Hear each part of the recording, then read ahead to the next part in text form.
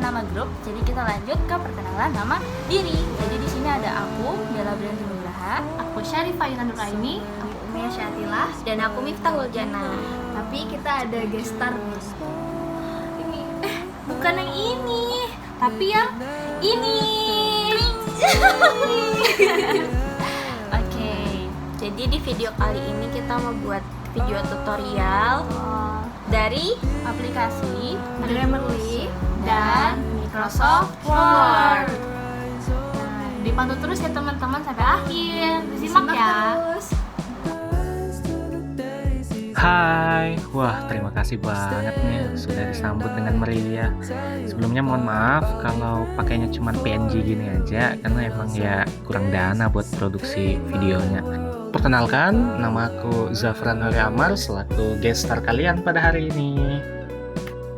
Nah, jadi kita nggak usah basa-basi lah ya, langsung aja kita masuk ke pembahasan aja nih. Kelompok kita bakal membawakan yaitu tutorial bagaimana penyuntingan teks yang baik menggunakan Grammarly dan Microsoft Word. Mungkin langsung lanjut aja yuk, simak videonya. Jadi di sini aku menunjukin gimana cara pakai Grammarly. Tapi sebelum kita pakai Grammarly, kita harus download dulu karena aku udah punya Grammarly-nya. Jadi aku nggak bisa nunjukin dari awal banget. Di sini kalian cari aja di browser kalian, tulis aja Grammarly download gitu. Terus pasti ada option untuk installnya. Terus ya udah di download. Nah nanti kalau udah selesai di download, pasti bakal disuruh login karena aku login, tunjukin setelah login itu tampilannya seperti apa. Nah seperti Grammarly itu sebenarnya jatuhnya kayak extension doang, nggak yang aplikasi kayak aplikasi pada umumnya gitu, ada fitur-fitur yang banyak di dalamnya, enggak. Jadi Grammarly itu sebagai extension aja sebenarnya. Cuma ada option new document sama settings doang. Gimana cara kerja Grammarly? Aku mau kasih tunjuk ke kalian. Jadi di sini aku bikin satu kalimat dulu, contohnya kayak gini ya.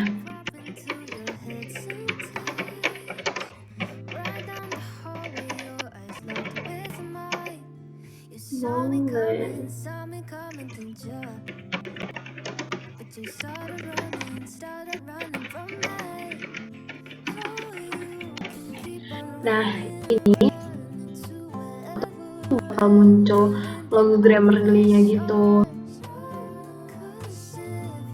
Nanti di sini bakal dikasih tahu kalian ada salah apa.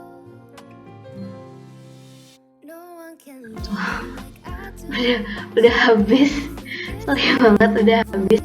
Jadi itu ya guys. Sebenarnya kemarin itu fiturnya bisa diakses tanpa limit walaupun gratis. Cuman emang fitur parafrasenya nggak bisa diakses kalau gratis.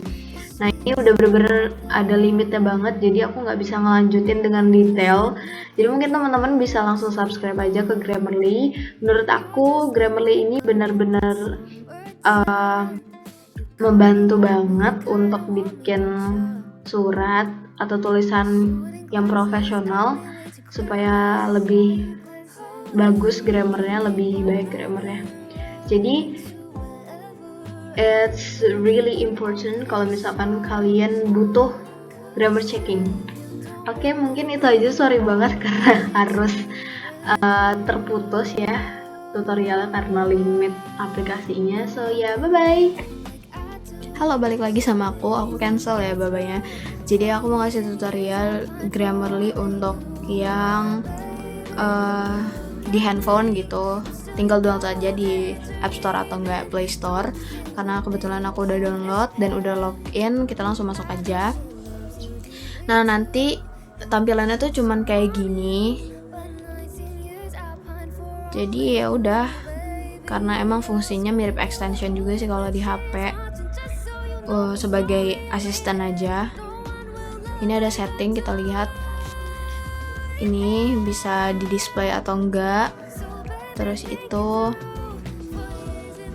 ada pilihan bahasa Inggrisnya juga pakai dialek apa, karena handphone aku itu pakai dialek UK, jadi dia udah default otomatis pakai UK. Tapi kalau mau pakai US bisa, pakai yang dari Canada juga bisa, dari Australia juga bisa. Jadi tergantung kebutuhan kalian aja. Terus kita lihat ya, di sini ada demo tutorialnya. Kita coba aja. Nah, nanti dia tuh muncul kayak gini nih.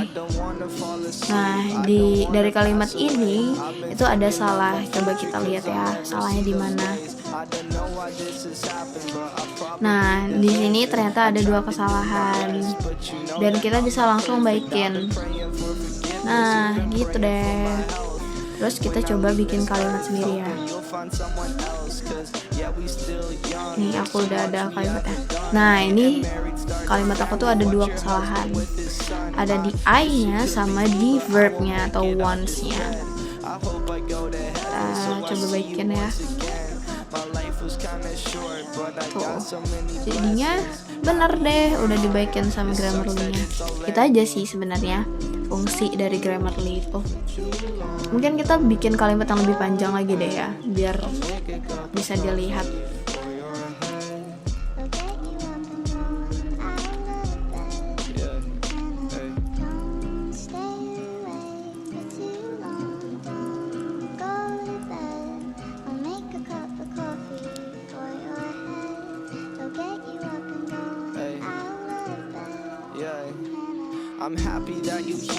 Nah, di sini ada banyak correction-nya. Kita lihat lagi. Dan di handphone itu ada tone-nya juga, tone kalimatnya tuh apa. Terus itu di sini ada suggestion untuk perbaikannya. Ada banyak ya. Terus di sini ada improve-nya juga.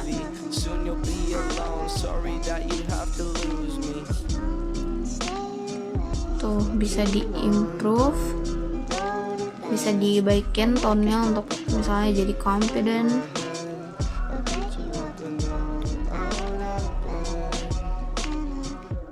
Gitu deh, jadi bener-bener berguna banget ya teman-teman untuk writing in English, terutama untuk profesional, berguna banget. Jadi itu aja, ini yang terakhir. So ya, bye-bye. Semoga ini bermanfaat untuk kalian semua yang menonton ini. Bye-bye. Tutorial cara membuat daftar isi otomatis di Microsoft Word. Oke, jadi di sini ada makalah yang belum diberikan daftar isi ya teman-teman.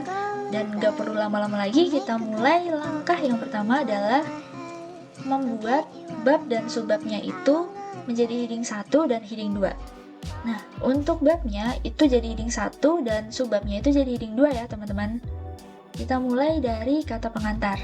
Kata pengantarnya kita blok dulu, terus kita ke heading 1, klik kanan, terus pilih yang update heading 1 to match selection. Terus daftar isinya juga ke heading 1. Nah, untuk bab 1 pendahuluan, ini harus disatukan dulu ya. Terus kita shift enter. Nah, tujuannya adalah untuk membuat daftar isi yang nantinya jadi itu tidak terpotong kalimatnya. Jadi tetap heading 1 pendahuluan gitu. Oke, ini udah masuk ke subbab. Nah, untuk subbab kita ke heading 2, terus kita klik kanan, update heading 2 to match selection.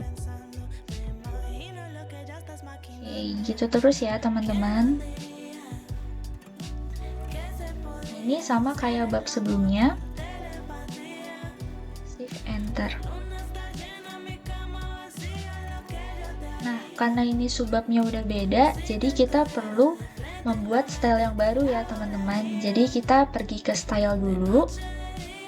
Terus pilih yang create a style. Terus namanya aku kasih sub 2 deh. Terus modify. Nah, untuk style paragrafnya ini kita pilih yang heading 2 ya. Oke. Ini juga ke sub 2. Nah, ini sama ya kayak bab sebelumnya. Shift enter. Terus ini 1. Nah ini subnya udah beda lagi nih subbabnya, jadi kita bikin lagi kayak tadi ya. Style, terus create style. Sub 3, modify, heading 2. Oke. Ini daftar pustaka, masuknya ke heading 1. Oke. Kita ke daftar isinya lagi ya teman-teman.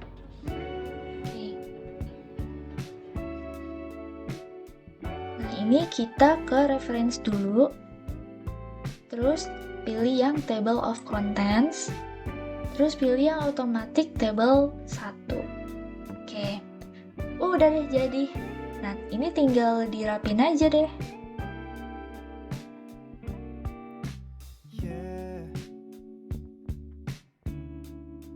Oke, dah jadi deh daftar isinya. Simple banget kan?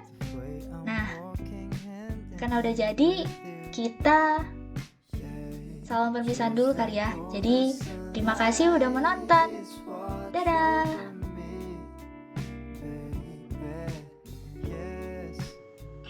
Di sini aku mau buat tutorial untuk daftar gambar dan daftar table. Untuk daftar gambar, yang pertama kalian siapkan dulu gambar yang akan dimasukkan ke daftar gambar.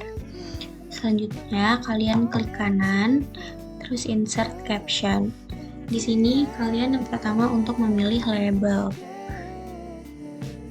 Karena ini adalah gambar, kita pilihnya gambar, tapi kalau belum ada pilihannya, kalian bisa masukkan di new label di sini.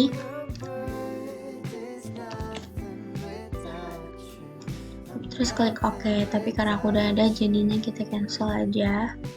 Terus kalian masukkan captionnya. Oke, terus selanjutnya adalah pilih positionnya. Ini ada above dan below. Nah, jadi untuk bagian atas dan bagian bawah gambar. Jadi biasanya untuk gambar kita pilih bagian atas. Selanjutnya klik OK. Dan ini udah otomatis masuk di dalam caption gambar. Untuk masukkan di daftar halaman daftar gambarnya ya. Terus selanjutnya untuk masukkan di daftar gambar, kita siapkan dulu halaman daftar gambar, kemudian kita ke preference dan insert table of figures. Nah, di sini yang pertama kalian cari dulu caption labelnya. Karena tadi kita pakai gambar, kita pilih yang gambar dan klik OK. Nah, di sini udah otomatis muncul. Kalian bisa lakukan hal yang sama untuk gambar-gambar selanjutnya. Terus untuk daftar table, pertama kita buat table dulu di insert. Kalian bisa pilih table mana yang kalian inginkan ukurannya. Ini contoh aja ya.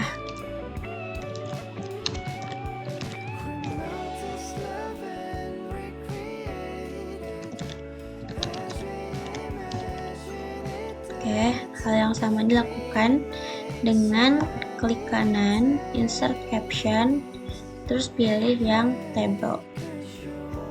Sini kita masukkan dulu captionnya. Terus pilihnya yang above juga. Klik OK. Terus biasanya kita masukkan juga untuk sumbernya. Insert caption. Di sini cari yang sumber.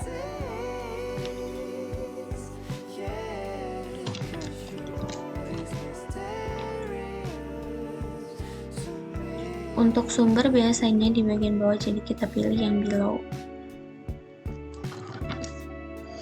Oke, tinggal di OK. Nah, ini udah otomatis masuk ke dalam caption.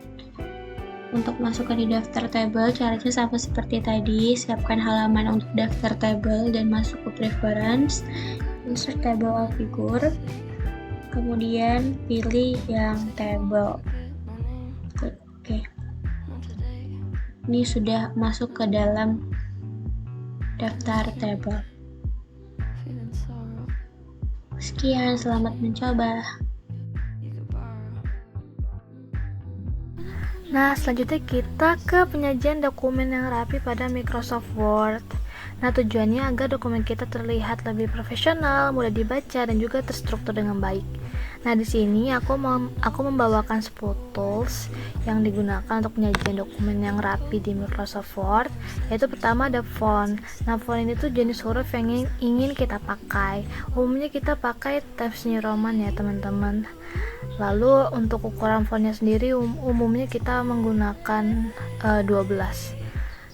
Terus kedua ada align, atau teman-teman familiarnya dengan rata ya, rata kanan kiri, rata kanan, ataupun rata tengah. Nah, dia tuh sesuai namanya, dia mengatur perataan teks agar rapi. Biasanya kita menggunakan rata kanan kiri. Terus ketiga line spacing. Nah, dia ini menyesuaikan jarak antar baris. Biasanya kita menggunakan 1,15 atau enggak 1,5. Terus numbering, dia menambahkan penomoran secara otomatis seperti 123 ataupun A, B, C seperti itu. Terus bullets, dia menambahkan poin dengan simbol seperti bulat ataupun tanda strip ataupun tanda panah dan lain-lain. Terus margin. Nah, margin ini dia menyesuaikan batas tepi kertas. Umumnya kita menggunakan 4433 ya. Atas kiri 4, bawah kanan 3. Lalu header. Nah, header ini menambahkan teks atau elemen di bagian atas setiap halaman. Biasanya tuh kayak judul, logo, dan lain-lain. Nah, terus footer.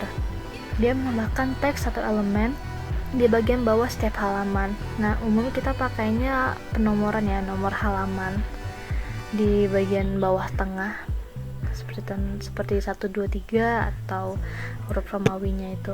Nah, lanjut ke page number atau ya penomoran halaman. Dia menambahkan nomor halaman di atas atau bawah ataupun margin dokumen. Seperti yang disebutkan sebelumnya, biasanya kita menggunakan 1, 2, 3 atau huruf Romawi. Terakhir wrap text, dia mengatur posisi gambar. Contohnya seperti inline with text, square, behind text, in front of text, seperti itu. Dan biasanya kita pakainya inline with text. Seperti itu teman-teman. Nah, setelah ini aku mau ngasih lihat studi kasus penerapan dari 10 tools ini. Simak ya teman-teman. Sekarang kita masuk ke studi kasus dari penerapan 10 tools yang aku jelasin tadi ya teman-teman. Nah, di sini pertama ada font. Nah, seperti yang aku udah kasih tahu sebelumnya, font itu kita biasanya pakainya Times New Roman ya. Nah, jadi teman-teman bisa Ctrl A untuk memblok semuanya. Habis itu kita ke home dan bagian font sini, lalu kita ke bagian sini. Nah, ini adalah tempat tuh kita memilih fontnya ya. Kita klik tanda panahnya, lalu kita pilih Times New Roman. Nah, nanti jadinya akan seperti ini teman-teman. Nah, lalu untuk ukurannya biasanya kita pakai ukuran 12. Jadi teman-teman bisa klik di sini tanda panah. Habis itu kita pilih 12. Biasanya isi dokumen itu pakai 12, kalau judul itu 14 sampai 16 untuk ukurannya. Nah, lalu ke align. Align itu masih di bagian home, tapi dia di bagian paragraf nih teman-teman, khususnya di sini. Ini ada rata kiri, rata tengah, rata kanan, ataupun rata kiri kanan. Nah, seperti yang udah ada tertera di sini udah rata kanan kiri teman-teman, jadi udah rapi. Rata kanan kiri itu umumnya lebih sering dipakai karena terlihat lebih rapi seperti itu. Nah, lalu line spacing. Nah, line spacing itu biasa kita pakai 1,15 atau enggak 1,5 ya. Jadi di dokumen ini 2,0. Jadi aku bakal kasih contoh 1,5. Jadi diklik dan seperti ini 2,5. Untuk bagian ini remove space, bagian ini teman-teman menyesuaikan kebutuhan aja ya, dipakai atau enggak. Tapi biasanya umumnya tuh enggak dipakai ya. Kalaupun dipakai biasanya bagian bawah sini. Kita pakai bagian add space after paragraph. Seperti itu teman-teman.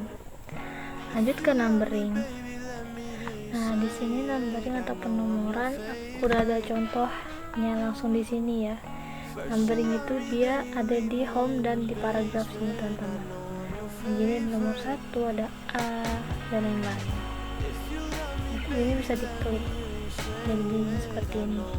Jadi kalau misalnya kita backspace terus kita enter lagi gini, dia langsung ada nomornya secara otomatis seperti itu. Lalu bullets, nah bullets ini tuh simbol yang kita gunakan ya secara otomatis. Teman-teman bisa melihatnya di samping numbering di sini. Di sini aku mau ngasih contoh penggunaannya. Klik tanda panah, terus kita bisa klik yang sesuai yang kita butuhkan. Kalau sini aku pengen pakainya bullet ini. Nah, jadi seperti ini. Jadi kalau kita backspace dan enter akan secara otomatis muncul simbolnya.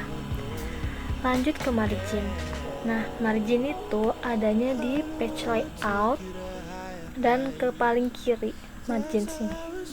Nah, umumnya kita pakainya 4433 ya teman-teman. Di sini aku mau ngasih contoh cara custom marginnya. Jadi kita pakainya CM, terus kita klik di sini 4, atas 4, kiri 4, bawah 3, kanan 3. Orientationnya portrait dan whole document, terus oke. Nah, jadinya akan seperti ini. Nah, itu untuk menyesuaikan batas tepi kertas. Lanjut ke header. Nah, header ini tuh biasanya jarang kita pakai ya kalau misalnya kita dalam tugas kuliah gitu. Tapi ya jika dipakai, dia bisa teman-teman temuin di insert terus header di sini. Nah, jadi dia di bagian header and footer. Teman-teman bisa memilih sesuai kebutuhan di sini. Tapi biasanya kan dia berupa di dalamnya ada logo gitu kan, atau ngejudul dan lain-lain. Aku mau ngasih contoh kalau isinya ini dokumen title nih. Jadi teman-teman bisa isi sesuai kebutuhan. Misal tugas makalah. Itu teman-teman. Nah, jadi dia nggak akan terganggu kalau misalnya kita lagi ngurus isi surat karena isi dari dokumen, karena dia udah ada di header seperti itu. Nah, lanjut ke footer. Nah, footer tuh footer tempatnya ada di tempat yang sama, di insert terus di sampingnya header. Lalu teman-teman kalau mau cara cepatnya bisa klik 2 kali di bagian footer sini. Itu berlaku juga buat header ya. Nah, biasanya footer ini tuh isinya halaman ya, halaman dokumennya. Teman-teman, next aku bakal jelasin di bagian page number. Nah, jadi teman-teman bisa cek sini footer, terus pilih sesuai kebutuhan. Nah, di sini aku bakal pakai banded kali ya. Dia akan muncul nomor seperti ini. Nah, lanjut ke page number. Nah, page number di sini tepatnya ada di insert juga di bagian sampingnya footer. Di sini page number. Terus biasanya kita pakainya bottom of page ya. Yang plain number 2 biasanya kita pakai. Klik, habis itu seperti ini. Nah, kalau teman-teman mau ganti, teman-teman bisa ini langsung otomatis ke sini kan ya, header and footer tools. Teman-teman bisa ke page number, habis itu pilih format page number, habis itu pilih sesuai kebutuhan. Di sini number format ada 1, 2, 3, ada ini. Dan teman-teman bisa pilih sesuai kebutuhan, lalu klik OK. Nah, kalau teman-teman mau ganti fontnya juga bisa ya, di blok dulu ukurannya juga udah udah deh. Nah habis itu terakhir adalah web text. Di sini teman-teman bisa pakai web textnya inline with text ya. Nah jadi di sini aku jadikan di rata tengah dulu, lalu caranya di sini bisa klik kanan, lalu di wrap text ini. Nah teman-teman bisa pilih sesuai kebutuhan, tapi sini aku akan pakai inline with text. Seperti itu teman-teman, untuk penyajian dokumen yang rapi. Wah, Jadi gimana guys, udah paham belum? kalau belum paham, Kita ditonton dari awal lagi. Sebelum kita pamit, gestar kita ada kata-kata nih. kita tungguin dulu ya.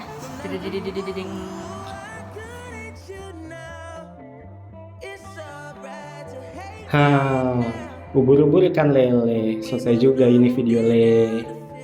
Presentasi telah selesai, waktu pun berlalu. Semoga tak hanya materi yang tersisa, tetapi juga rindu.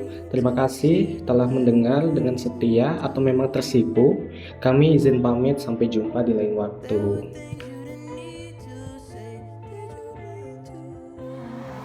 Oke, Kita dari study group mau pamit undur diri ya.